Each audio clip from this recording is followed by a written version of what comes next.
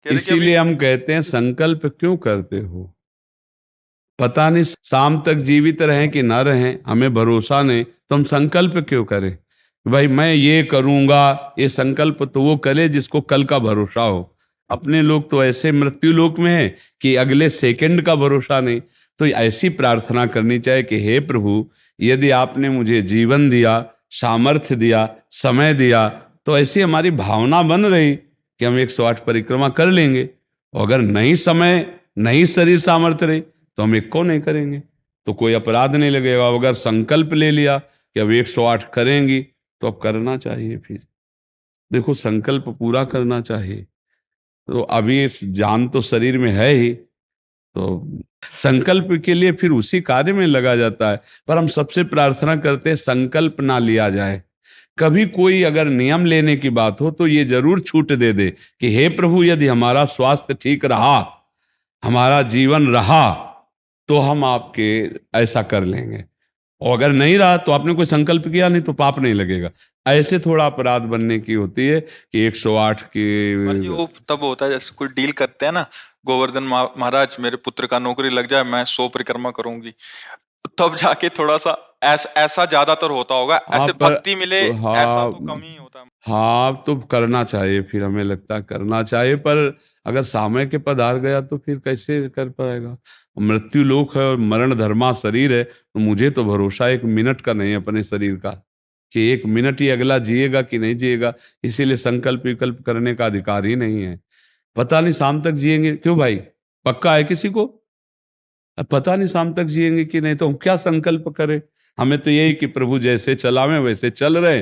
परिक्रमा करवा दिया, परिक्रमा करने बैठे बैठे राधा राधा जप रहे, मांग के खा लिया, भगवान के भरोसे बाबा जी। ऐसे गृहस्थी में अपने धर्म कर्म किए, जब समय मिला तो परिक्रमा कर गए। अच्छा, प्रार्थना करना स्वामी से कोई गलत बात नहीं कि हमारे बच्चे की नौकरी लग जाए, हमारा काम बन जाए, जरूर करो। भगवान से नहीं करोगे तो किससे करोगे? करना चाहिए। पर ये करके कि हमारी कामना पूर्ण कर दो, हम इतना करेंगे, फिर बंधन हो जाएगा। हम इतना क्यों करें? तुम्हारी परिक्रमा करेंगे तो हमारा काम पूर्ण। स्वार्थी हो क्या? हमारे पिता हो, हमारे स्वामी हो, हमारी जरूरत है, मांग रहे कि प्रभु हमें एक संतान दे दो, हम आपको कुछ करेंगे। ये हम में बस नहीं, हमारे पास तो जो कुछ दिया हुआ सब आपका है नाथ। स्वाभाविक 108 परिक्रमा लग जाए, कोई बात नहीं। संकल्प मत करो, मांग जरूर लो, तुम्हें मांगना है। और छूट दे दो कि प्रभु यदि उचित हो तो ऐसा करना, अगर उचित ना हो तो प्रभु लाख बार मांगो तो भी पूरा मत करना। ये भक्तों की मांगे होती हैं, ये सत्संगियों की मांगे होती है कि नाथ मेरी आवश्यकता तो है, पर अगर आपको उचित लगे तो आप दे देना, और अगर उचित ना लगे तो मेरे मांगने पर भी आप ना देना। ये जब ये बात बनी रहती है कि जितना नाम जप होना चाहिए उतना नहीं होता, उतना, ये बात तो हमारे में भी है। इतनी पीड़ा तो हमको भी बनी रहती है कि जितना होना चाहिए उतना नहीं होता। इतनी पीड़ा हम अपने गुरुदेव भगवान में भी देखी। एक दिन उन्होंने कहा क्या बताएं, जीवन निकल गया, छक के नाम जपने को नहीं हुआ, रात दिन मंत्र में नाम में लगे गए, रात दिन 10 वर्ष समीप रह के सेवा में रहे। तो देख, बोले क्या बताऊं, पूरी जिंदगी निकल गई, छक के नाम जपले को नहीं मिला। तो भगवत भजन करने वाले में भजन की इतनी भूख बढ़ जाती है कि रात दिन भजन करने पर भी उसको ऐसा अनुभव होता है कि जैसा होना चाहिए वैसा। यही अखंड भजन बनाता है, यही अखंड। पर इस अखंड भजन होते हुए भी रोना आएगा कि प्रभु मुझे भजन करने की रुचि दे दो। यही भजन, असली भजन का ही फल है। भजन करते हुए भजन की इतनी भूख होना कि भगवान से भजन ही मांगना कि प्रभु मुझे भजन करते। अभी वो भजन नहीं होता जैसा प्रेम से होना चाहिए। हर एक महात्मा को, हर एक भजनानंदी को अनुभव होगा। और ये अगर हुआ तो भजन अखंड होने लगेगा। क्योंकि हम जिसकी पीड़ा महसूस करते हैं उसको हम भूलना कैसे बर्दाश्त कर पाएंगे? तभी वो अखंड स्मृति कर पाता है। और जो संतुष्ट हो जाता है भजन में, वो भजनानंदी नहीं होता। जो भजन में असंतुष्ट और भोगों में संतुष्ट रहता है वही भजनानंदी कहा जाता है। अपनी बात कहते हैं, मुझे तो गुरुदेव ने संभाला, नहीं तो साधन भजन हो रहा था और वो अहंकार जनित था। जब गुरुदेव ने कृपा करी तो हमारे अहंकार को चकनाचूर हुआ। तब ये बात समझ में आई कि गुरु कृपा से मोक्ष मूलम गुरु कृपा। गुरुदेव भगवान साक्षात करुणामय प्रियालाल के स्वरूप हैं। वो जब कृपा करते हैं तो अहंकार नष्ट हो जाता है, और अहंकार नष्ट होते ही दैन्यता आ जाती है। और प्रियालाल को दैन्यता बहुत प्रिय है, और वो दैन्यता कृपा से ही आएगी। और गुरु के चरणों में आसक्त रहो। देखो, हम आपको गुरु महिमा की एक बात बता दें। जब हम कोरा कागज होकर गुरुदेव के चरणों में समर्पित होते हैं, तभी हमारी हृदय में लिखा पढ़ी सही होती है। हम लोग क्या होते हैं, पूरा कागज रंगे हुए पहुंचते हैं और अपनी बुद्धि लड़ाते हैं गुरुजनों पर, इसीलिए हमारा काम बन नहीं पाता। यदि हम बच्चा बन के गुरु के चरणों में जाएं, जैसा बोले वो और वैसा करने लगे, तो गुरु को भी पता नहीं चलेगा। ऐसे शिष्य की उन्नति हो जाएगी अध्यात्म की, क्योंकि उसने उनको भगवान माना है। देखो, एक हम प्रसंग कई बार सुना चुके हैं।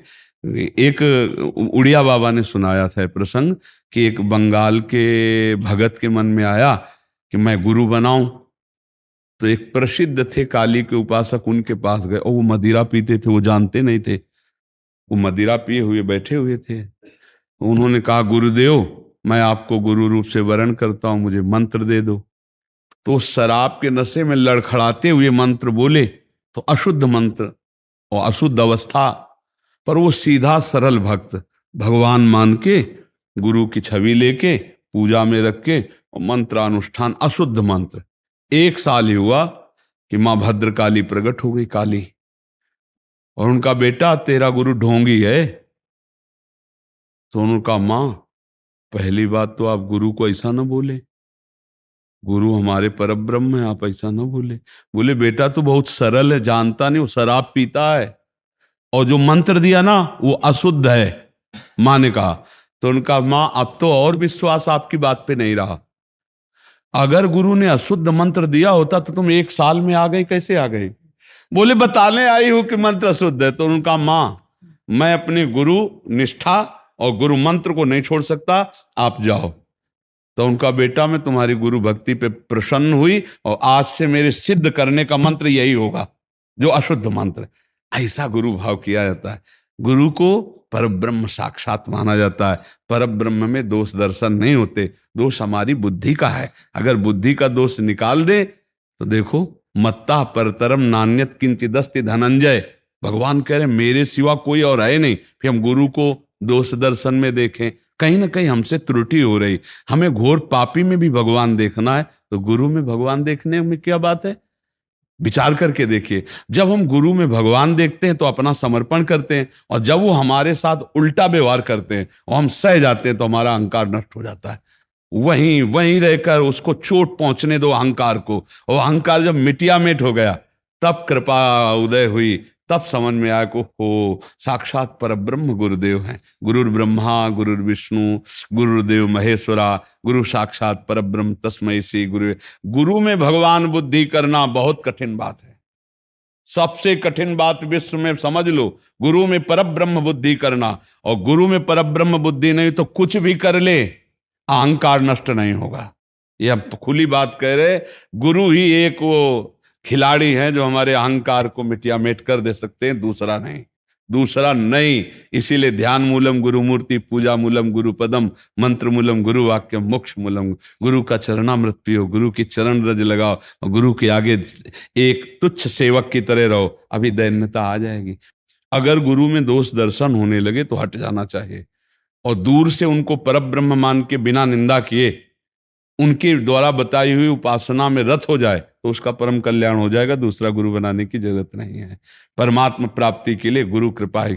हम तो आपको हाथ उठा के कहते हैं कि गुरुदेव की कृपा के बिना एक कदम नहीं चल सकते, एक कदम भी नहीं चल सकते। हम जैसे भूमि में ही कदम रख सकते हैं, ऐसे हम जीवित हैं, परमार्थ में चल रहे हैं, तो केवल अपने गुरुदेव की कृपा से चल रहे हैं, किंचन मात्र कुछ नहीं। केवल वो ऐसे पकड़े हुए हैं तो हम चल रहे हैं, अगर वो ऐसे छोड़ दें तो धम्म से गिर जाए। गुरु कृपा ही केवलम, गुरु कृपा है। वो दैन्यता गुरु कृपा से आती। महाराज जी, धन्य भाग है आपकी कि आप दैन्यता चाहते हैं। हाँ, परम कृपा है वैष्णव आचार्यों की। बस चुपचाप चलते रहिए, किसी की निंदा मत करना और किसी के दोष दर्शन मत करना, बस इसी से दैन्यता आ जाएगी। और दैन्यता में रोना आता है, जैसे अब आपका है ना, दैन्यता में रोना आता है कि मुझ जैसे अधम पर इतनी कृपा, श्री कृष्ण की, महाप्रभु की, गुरु की, तो वो हृदय निर्मल होता चला जाता है। जब रुदन होता है ना प्रभु के, उसमें इससे ज्यादा और किसी तीर्थ में नहीं पवित्रता है जितनी रुदन में पवित्रता है। हाँ, रुदु सुश्रम राजन कृष्ण दर्शन लालसा, जब अपने प्यारे प्रभु के लिए रोना आता है तो हृदय निर्मल, तार तार निर्मल हो जाता है। और कबीर दास जी कहते हैं कि बिन रोए किन पाइया प्रेम प्यारा मीत, कबीरा हंसना छोड़ दे रोने से कर प्रीत, बिन रोए किन पाइया प्रेम प्यारा मीत। पर भगवान की 3 प्रकार की लीला है, एक है सृजन और एक है पालन और एक है संहार, और तीनों लीलाएं होंगी, पक्का होंगी। जैसे सृजन जरूरी है, पालन जरूरी है, ऐसे विनाश भी जरूरी है। तो देखो, इस शरीर को कहा गया विनाशी और इस लोक को कहा गया मृत्यु लोक। तो भाई देखो, जो जन्मा है उसका शरीर छूटेगा, जो हमने कर्म किए उसके अनुसार हमें भोग मिलेंगे। अब हम भगवान से भजन के बल से, उनके प्रार्थना के बल से हमको क्षमा याचना करवा सकते हैं। तो अपने पुत्र के लिए, अपने कल्याण के लिए, अपने परिवार के कल्याण के लिए, समाज के मंगल के लिए भगवान का नाम जप करे, भगवान से प्रार्थना करे, दूसरों को सुख पहुंचावे, धर्म पूर्वक आचरण करे, तो निश्चित मंगल होता है। हाँ, बहुत अच्छा है। देखो, यशोदा मैया स्वयं भगवान लाला के रूप में आयला, तो गौ की पूंछ से झाड़ना और ब्राह्मणों को बुलाकर स्वस्ति वाचन कराना, दान देना, मेरा लाला कन्हैया सुरक्षित रहे। क्योंकि बड़े बड़े आक्रमण हुए ना, पूतना है, तृणावर्त, अघासुर, बकासुर, तो मैया घबरा जाती थी कि दुनिया की बलाएं हमारे लाले के पीछे काहे पड़ी। और अच्छा, माँ को अपने पुत्र का महान स्वरूप दिखाने पर भी दिखता ले, क्योंकि माँ है ना, उनको तो लगता है मेरा लाला है, तो बार बार वो परेशान हो जाती थी। और स्वयं भगवान की रक्षा के लिए भगवान के नाम का प्रयोग किया, केशव भगवान बाजुओं की रक्षा करे, ऐसे करे, ऐसे। तो हमें लगता है भगवान का नाम जप और धर्माचरण, दूसरों को सुख पहुंचाना, और इसका फल मेरा पुत्र सुरक्षित रहे, मेरे पुत्र की बुद्धि शुद्ध हो, मेरे पुत्र को कभी विपत्ति ना हो। तो ये देखो, माँ में बहुत बड़ी सामर्थ्य है।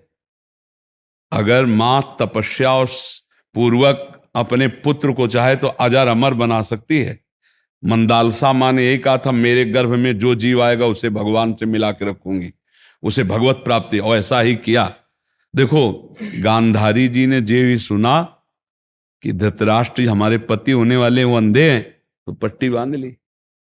जब ये समय आया कि अब युद्ध होगा ही पक्का, तब गांधारी जी ने कहा, बेटा मैं तुम्हें बहुत प्यार करती हूँ, तू मेरा बेटा है, पर भीम के सहयोगी श्री कृष्ण तू मारा जाएगा, इसलिए जा, तू नग्न होकर मेरे सामने आ जा, मैं पट्टी खोलती हूं, तेरा शरीर वज्र का हो जाएगा, मृत्यु ही नहीं होगी तेरी। अब भगवान तो भगवान ही है।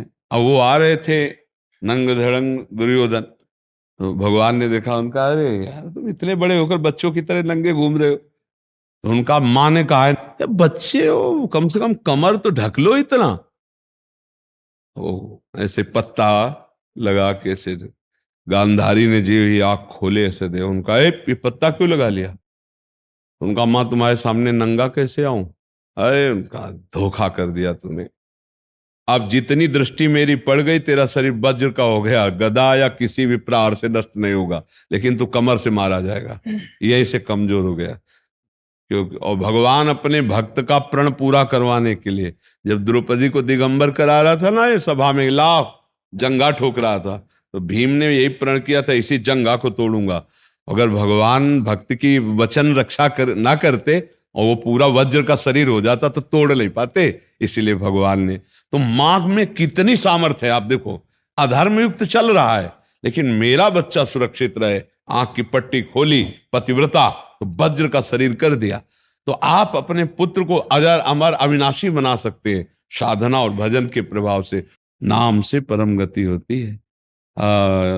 राधा नाम का एक हमने पद सुनाया था, अगर सत्संगी जन होंगे, रोज सत्संग सुनते होंगे, सुनो, राधा नाम है जीवन हमारा, राधा नाम प्राण आधार है। ये पूरा पद, राधा नाम ही हमें प्रेम में निकुंज में पहुंचाएगा। आखिरी पंक्ति है, निकुंज तक पहुंचा देगा ये राधा नाम।